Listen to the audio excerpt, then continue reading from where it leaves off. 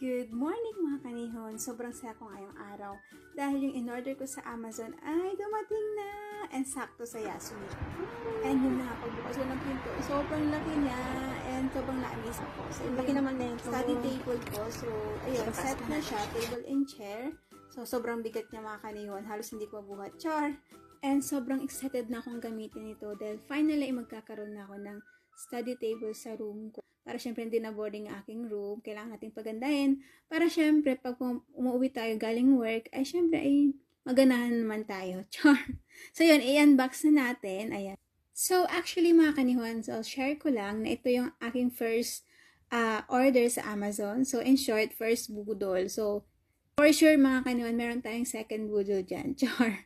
So syempre ito muna yung ating priority ngayon, yung magkaroon tayo ng table. Kasi syempre walang table sa aking room, so sa boring, alam niyo walang mauupuan. So syempre